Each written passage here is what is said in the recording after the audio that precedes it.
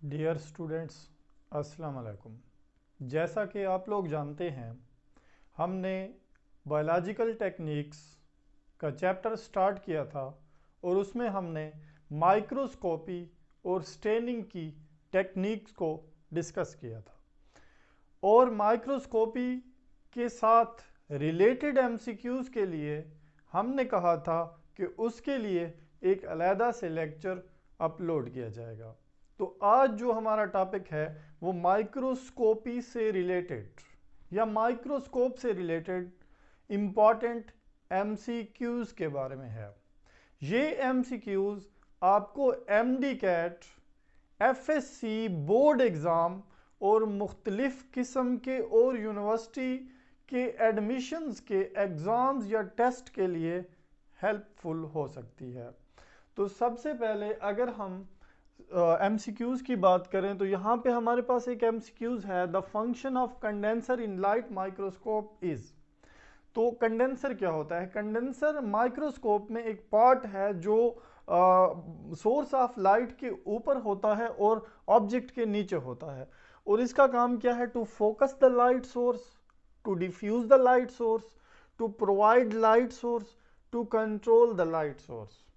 तो ना तो ये प्रोवाइड कर रहा है लाइट, ना ये लाइट को कंट्रोल कर रहा है, ना ये डिफ्यूज कर रहा है। तो इसका राइट ऑप्शन जो है वो है to focus the light source, light को फोकस करने का काम है। दूसरा एमसीक्यूज हमारा है, in order to see various aspects of a specimen, three dimensional image can be produced by. जब हम थ्री डायमेंशनल इमेज की बात करेंगे तो आप लोगों ने याद रखना है कि हमारा कंपाउंड माइक्रोस्कोप, हमारा transmission electron microscope two dimensional image देते हैं, जबकि स्कैनिंग इलेक्ट्रॉन माइक्रोस्कोप आपको थ्री डायमेंशनल इमेज देता है। तो ऊपर थ्री डायमेंशनल इमेज की बात हो चुकी है, दैट्स वाई आप क्या करेंगे? स्कैनिंग इलेक्ट्रॉन माइक्रोस्कोप को सिलेक्ट करेंगे। What is the correct name for lens present in eyepiece? Microscope के अंदर जो आई पीस है वहां पे एक लेंस पाया जाता है, that is called eyepiece lens. उस आई पीस लेंस का दूसरा नाम क्या है? तो अगर हम यहाँ पे देखें तो एक ऑप्शन हमारे पास ऑक्यूलर है, एक बाइनॉक्यूलर है, एक ऑब्जेक्टिव है, एक कंडेंसर है। अगर इनमें से आप कुछ के बारे में जानते हैं तो आप इसको पहले माइनस रूल के तहत भी इसको सॉल्व कर सकते हैं। जैसा कि कंडेंसर हम ऊपर देख चुके हैं कि वो कोई और चीज़ है। उसके बाद ऑब्जेक्टिव, जैसा कि आपको पता है कि ऑब्जेक्ट के साथ वाले लेंस का नाम है ऑब्जेक्टिव लेंस, तो ये भी हमारे पास क्या हो गया? कैंसिल हो गया। ये भी हमारे पास कैंसिल हो गया। फिर आता है बाइनाकुलर। बाइनाकुलर बोलते हैं ऐसी विजन को जब हम दो आईज से, जब कोई ऑर्गेनिज्म दो आईज से एक सिंगल फ्रेम में उन दोनों की इकट्ठी जो इमेज बनाता है, that is called binocular vision. और फिर बचता है ऑक्यूलर। तो ये हमारे पास इसका करेक्ट ऑप्शन है या इसका सही जवाब है। What will be the magnification power of microscope? Microscope की मैग्निफिकेशन पावर क्या होगी? जिसमें ऑब्जेक्टिव लेंस 10x का है और जो उसका आईपीस लेंस है वो 6x का है। तो यहाँ पे हमें पता है कि magnification power of microscope is equal to eyepiece lens into objective lens. तो ये हमारे पास कितना मान जाएगा? 60x means 60 times. तो यहाँ पे 60 टाइम्स कहाँ पे पड़ा हुआ है? ऑप्शन ए में। तो this is our right option और correct option. Which of the following is best to get surface view of object? हमारे पास कोई ऑब्जेक्ट है, उसका हम सरफेस व्यू देखना चाहते हैं, तो इसके लिए हमारे पास क्या चीज़ यूज़ होगी? स्कैनिंग इलेक्ट्रॉन माइक्रोस्कोप यूज़ होगी, ट्रांसमिशन इलेक्ट्रॉन माइक्रोस्कोप यूज़ होगी, बोथ यूज़ होंगे, या कंपाउंड माइक्रोस्कोप यूज़ होगी? तो स्कैनिंग और टीईएम जो है ये चीज़ों को बहुत ज़्यादा डीप ऑब्जर्वेशन के लिए या उनको इंटरनल ऑब्जर्वेशन के लिए यूज़ किया जाता है, जबकि सरफेस के लिए हम कंपाउंड माइक्रोस्कोप को ही यूज़ करेंगे। Which of the following use to visualize cell? जब हम सेल को देखना चाहते हैं तो वैसे तो हमारे पास सेल के लिए कंपाउंड माइक्रोस्कोप ही यूज़ होता है, लेकिन उसकी थोड़ी सी स्पेशल डिज़ाइनिंग फॉर्म है जिसको हम बोलते हैं फेज कंट्रास्ट माइक्रोस्कोप मींस जब हम स्टेनिंग वगैरह करके सेल को ऑब्जर्व करना चाहते हैं तो कंट्रास्ट जो माइक्रोस्कोप हमें देती है that is called phase contrast microscope. तो इसमें ऑप्शन TEM भी पड़ा हुआ था, SEM भी पड़ा हुआ था और AL भी था, लेकिन हमने उसको सिलेक्ट नहीं किया।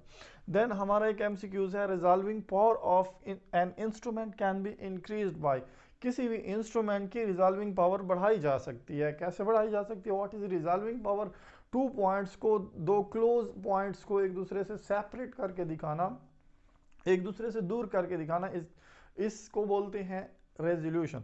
तो रिजॉल्विंग पावर कैसे बढ़ाई जा सकती है? यहाँ पे दो चीज़ों का जिक्र है, एक इल्यूमिनेशन है और दूसरा हमारे पास Na है। इल्यूमिनेशन मींस यहाँ पे लाइट की बात हो रही है, जो सोर्स है लाइट का, और साथ में क्या है, लॉन्गर वेवलेंथ, वेवलेंथ की बात हो रही है। तो वेवलेंथ क्या होता है?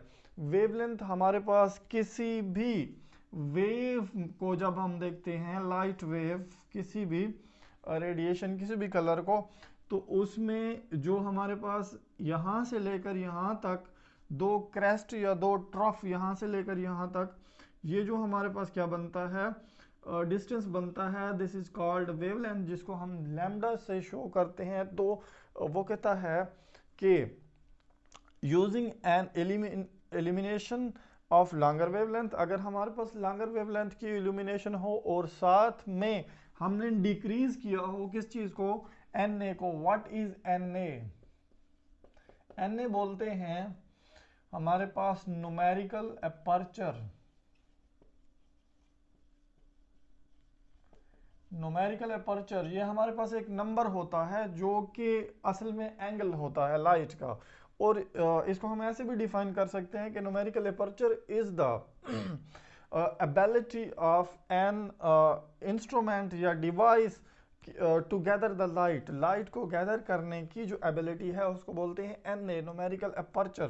तो वो कहता है कि अगर हम इल्यूमिनेशन का वेवलेंथ ज़्यादा रखें, लॉन्ग वेवलेंथ रखें और उसके Na की वैल्यू को डिक्रीज कर दें, तो इससे हमारा रिजॉल्विंग पावर ऑफ माइक्रोस्कोप बढ़ जाएगा। इसके बाकी ऑप्शन में उसने क्या किया, इल्यूमिनेशन को शॉर्ट लॉन्गर वेव रखा, लेकिन Na को भी इंक्रीज कर दिया, तो ये ऑप्शन नहीं है। फिर वेवलेंथ को शॉर्ट कर दिया और Na को इंक्रीज कर दिया, तो ये ऑप्शन भी नहीं है। और फिर क्या हुआ कि दोनों को, एक को शॉर्ट रखा दूसरे को डिक्रीज किया, then this is not also an correct option. तो हमारे पास आखिरी इसके बाद का MCQs जो है वो है the resolving power of unaided human आई। इसका मतलब ये है कि जब हम नेकेड आई की बात करते हैं तो उसकी रेजोल्यूशन पावर क्या होती है। तो यहाँ पे पहला जो हमारा पहला जो ऑप्शन है दैट इज 1 सेंटीमीटर, दूसरा हमारे पास 0.1 सेंटीमीटर है और तीसरा है 1000 माइक्रोमीटर और चौथा जो है वो 100 माइक्रोमीटर है। तो इसका राइट ऑप्शन हमारे पास 1000 माइक्रोमीटर है, जो कि 1 mm के बराबर होता है। अगर आपको mm या मिलीमीटर में दिया जाए तो याद रखना है वो 1 होता है या 1.0 होता है। Microscope used in technique like tissue culture. Tissue culture हमारे पास एक ऐसी टेक्निक है जिसमें हम किसी भी टिश्यू को outside the living body grow करते हैं, उसके सेल्स की तादाद बढ़ाते हैं और उसमें एक्टिविटीज़ ऑफ लाइफ परफॉर्म होती हैं। तो टिश्यू कल्चर जो है वो एक ख़ास किस्म के मीडियम में होता है, that is called culture medium. और कल्चर मीडियम जो है उसके अंदर जब ये टिश्यू या सेल्स पड़े होते हैं तो इनको हम नॉर्मल टाइप ऑफ माइक्रोस्कोप से ऑब्जर्व नहीं कर सकते। दैट्स वाई यहाँ पे एक स्पेशल किस्म की माइक्रोस्कोप है that is called inverted microscope. और इन्वर्टेड माइक्रोस्कोप को इस तरह से डिज़ाइन किया गया है कि ये नीचे से हमें वो चीज़ दिखाती है, विच of the following light is suitable for getting maximum resolution. तो सबसे ज़्यादा जिस लाइट पे हमें रेजोल्यूशन मिलती है वो ब्लू लाइट है, क्योंकि ये हमारे पास ब्लू लाइट एक ऐसी लाइट है जिस पे सबसे ज़्यादा रेजोल्यूशन मिलती है। The magnification power of compound microscope is, तो ह्यूमन की आई से कंपेयर करके हमने बताना है कि कंपाउंड माइक्रोस्कोप की कितनी रेजोल्यूशन है। तो वो हमारे पास है 10,000 x या टाइम्स टू ह्यूमन आई। इसमें हमारे पास 1000 का ऑप्शन भी था, लाख का भी था, 100 का भी था, लेकिन correct option is 10,000 times to human eye greater then